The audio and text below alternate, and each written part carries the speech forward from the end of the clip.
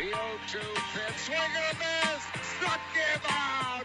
The Philadelphia Phillies are 2008 World Champions of Baseball. Lining up, Adrian Noble, and here it comes.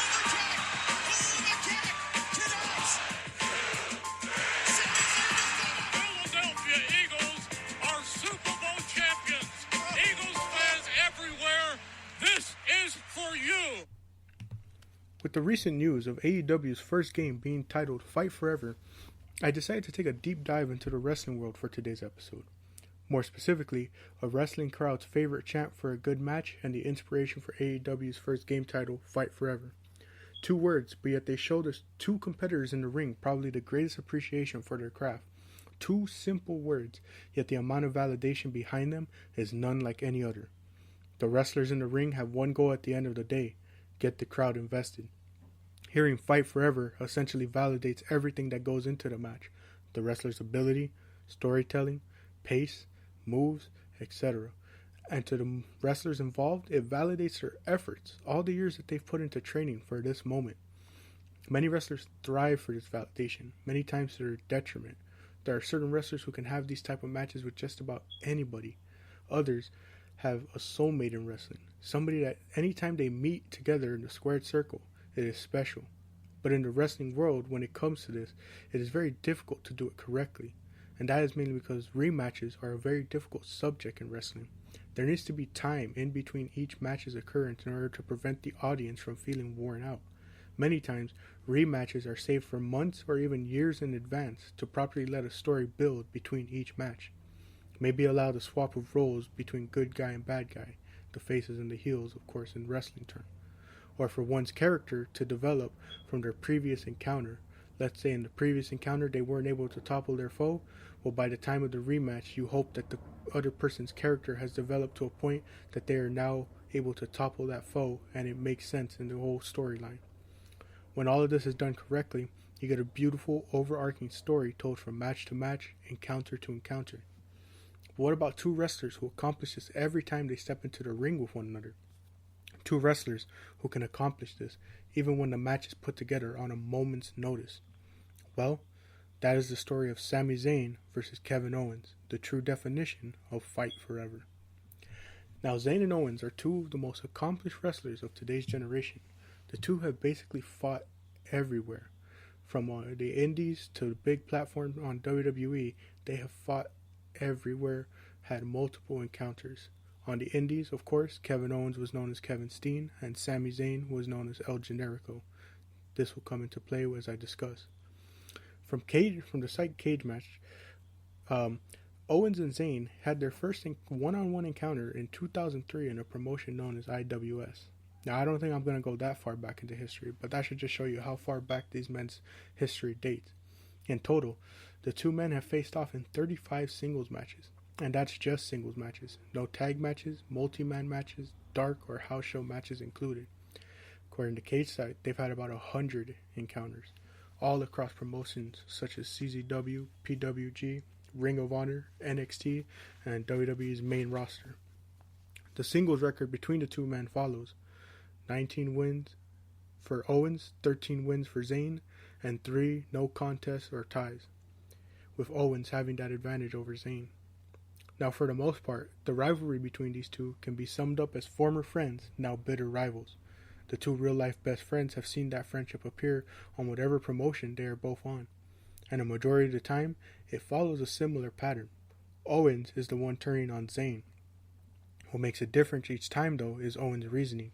Sometimes, he turns on Zayn out of pure jealousy. Sometimes, it's because Zayn is the champion, and as all of us know, Owens' main goal, wherever he goes, is to become champion, because being a champion means more money, meaning his family is taken care of. Sometimes, it's the opportunity to advance their careers. Sometimes, it's to end a career. Remember, rematches have to have different aspects in order for it to entice the audience each single time. That's why the Zayn and Owens feud has always been such a fan favorite. The context of each match and rivalry has always changed, and their characters are constantly evolving and developing the overarching story between the 2. The main matches I look to highlight today are Contract versus Mask match in Ring of Honor Final Battle 2010, their ladder match in ROH in 2012, their NXT title match in NXT in 2014, and their last man standing match on SmackDown in 2021. The contract versus mask match. This is a match that was solely built on pride and disrespect.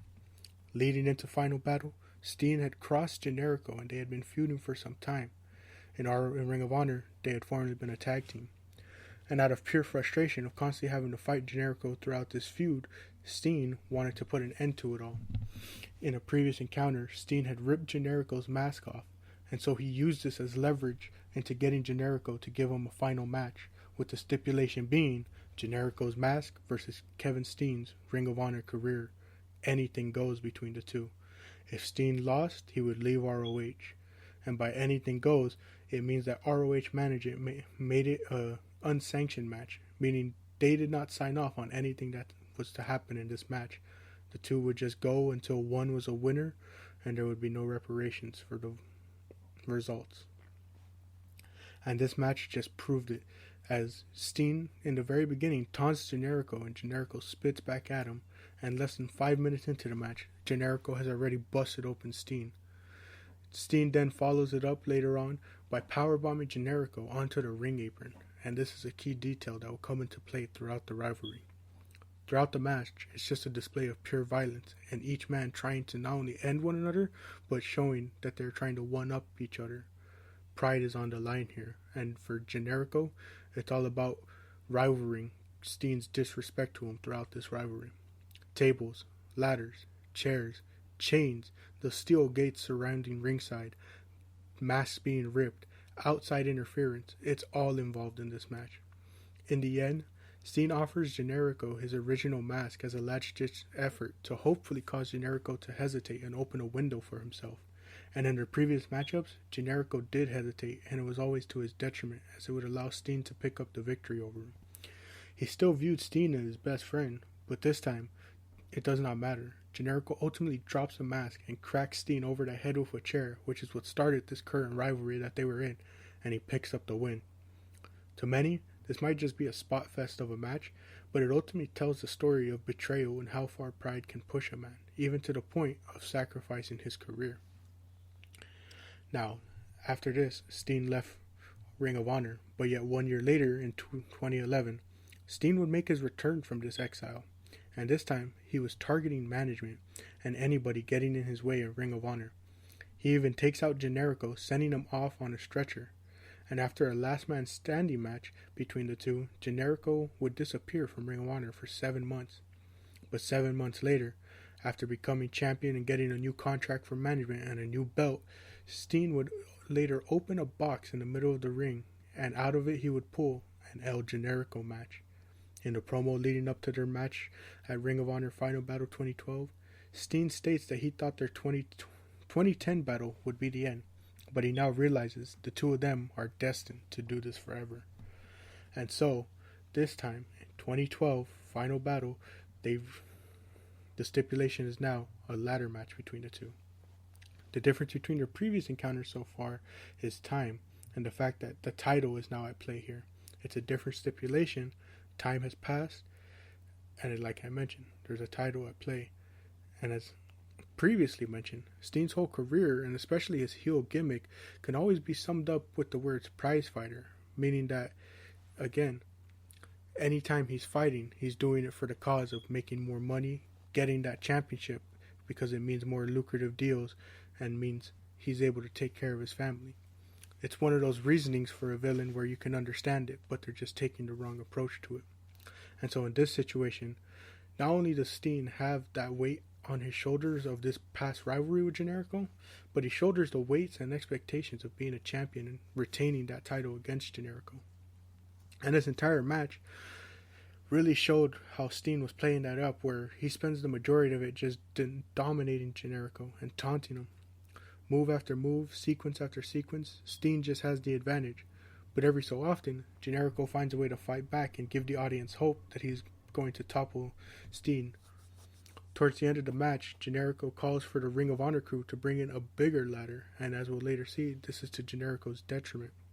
Steen and Generico set up the two ladders, with two ladders being bridged between those two. As the two fight, Steen kicks Generico below the belt, the very same move that began this rivalry all those years ago when Steen first turned on Generico, breaking up their tag team. And then, with the package power driver, Owens would use it on Generico through those two ladders that were set up. He used it, he finishes Generico off, and he retains the belt. Unlike the previous encounter, Generico could not fend off his rival, and from here, the rivalry comes to end, as Steen and Generico would not meet for another match again. At least, you would think that is the end of it if you were not a wrestling fan. See, Generico and Steen would leave Ring of Honor for WWE in the coming years. They joined its developmental territory, NXT, with Generico arriving there before Steen. And in the WWE canon, everything is reset the moment you sign that contract. There will be some references to your previous works and accomplishments, but for many, it's a hard reset. For Zayn, he would lose the mask and be reborn as Sami Zayn, where he'd see himself in a year-long climb to try and get to the top of NXT, where he'd eventually win the world title, as heard from the clip in the intro. On the same night, we'd get the debut of Kevin Steen as Kevin Owens, and he had a match earlier in that night which he would win.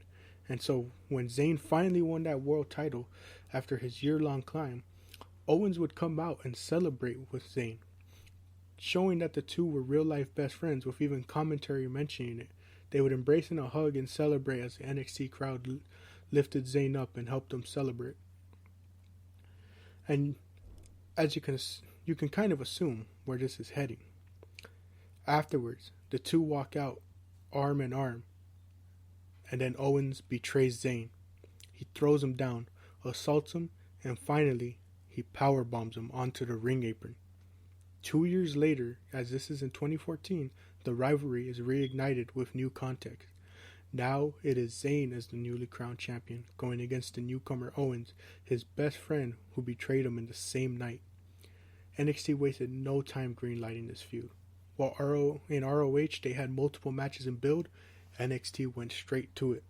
In the promo leading up to their match, Zayn has the most perfect line stating, "I should have seen it coming." The feeling of betrayal is all too familiar to Zayn. And as we've come to know with Owens, he states his reasoning for doing it was simple. Owens waited 14 years for that spotlight, and he wasn't going to wait in the back of the line to seize it. But Owens' reasoning also goes far beyond that. See, this feud brought real life into it. Owens is fueled not only by jealousy, but betrayal of his own. He mentions that they've traveled the world together, working to try and get to WWE. But yet, the WWE called Zayn first. The WWE signed Zayn first. Not only is he jealous of that, but he's hurt. They were supposed to arrive here together. And yet, Zayn left him and got to the spotlight first. So, there's no reason to act buddy-buddy with him right away and allow for a slow build. That's what they did before. Owens is no longer waiting. This is the new twist to the story. This is what connects it, but yet makes it different from the previous two encounters. 3 years have passed since their last match. Zayn, with a year of experience in NXT, has learned to control his emotions and be patient, as it was to his detriment many times in the past year, and what caused him to many times fail to capture that title. Owens decides to test this by being a cowardly heel. As the match starts, he exits to the outside and stalls. Anytime Zayn tries to go out to get him, he goes back in. When Zayn gets back in, he goes back out to stall. And after all this testing of patience, Owens begins to dominate Zayn again, much like we've seen in previous matchups. The main story here is Zayn fighting from underneath. He'll have glimmers of hope, but it will always come crashing down upon him. And after a dive to the outside, after gaining some momentum, Zayn ultimately cracks his head on the steel ramp, and it is from here that Zayn is no longer able to get in control. He doesn't even know where he is. He can barely walk straight, let alone stand. Owens sees this and begins to target the head with vicious punches and continues to powerbomb Zayn. Zayn has a lifeless kickout where he doesn't even get up or move at all. He just slightly gets that shoulder and then immediately falls back down. As the doctors try and check on Zayn, Owens just continues to grab him and continue to powerbomb him and powerbomb him. And it is at this point, with the aid of the doctors and the advice, the ref mercifully stops the match. Now, ref stoppage in wrestling is very risky because many times you have to prove to those fans that the beatdown that was occurring was worthy enough of a ref stopping the match. And on this night, the ref stoppage was like an answered prayer from everybody in the crowd. It was like a sign of mercy. As doctors tended to Zayn, the ref raises Owens' hands to boos, and then to the shock of all, the ref goes, retrieves the title, and hands it to Owens, declaring him the new NXT champion. 2 months into the company, and he has already become champion and ended his friend's reign before it could really begin. From here, the two men would go on to meet each other in a plethora of different matches and feuds. Their match at Battlegrounds 2016 would have this really beautiful moment of storytelling. After another rivalry and multi-matches between the two, this was supposed to be the end, and we see them have a hellacious match. And at the end, Zayn hits Owens with a haluva kick, his finishing move, but he catches him right before he falls, and he just stares at him. And Zayn is able to just portray so much emotion in this one look. He stares at Owens' lifeless body in his hands. He thinks about all the years of torment that Owens has put him through, all the hell throughout all these years. And so he props him back up into the corner and hits him with one more haluva kick for the win. Now from here, the two men would go on to have a couple more matches, a couple more different rivalries, and even team up throughout the years in WWE after this 2016 match. But there's one final match I want to look to cover in this feud, and as I mentioned, it's their last man standing match on SmackDown in 2021. Now in early 2021, the two had been feuding, and they even got a match at WrestleMania against one another, something the fans were very excited for, because they knew the rivalry that these two men had, and the matches that they put on with one another was always worthy of being on a WrestleMania card. But there's a difference here. The roles have been reversed. Zayn is now the heel, while Owens is the face. Now to many, this is something they honestly never thought they'd see. Coming out of NXT, Zayn was one of the biggest babyfaces. He had always been such a huge babyface throughout the indies and even in NXT and WWE. So seeing him as a heel was definitely a big change of pace. Owens has always been able to play the role, but everyone was kind of skeptical when Zayn first turned heel back in 2019. But here, Zayn pulls it off perfectly. He's a paranoid heel who is convinced that the higher-ups in this company and his fellow wrestlers have had it out for him.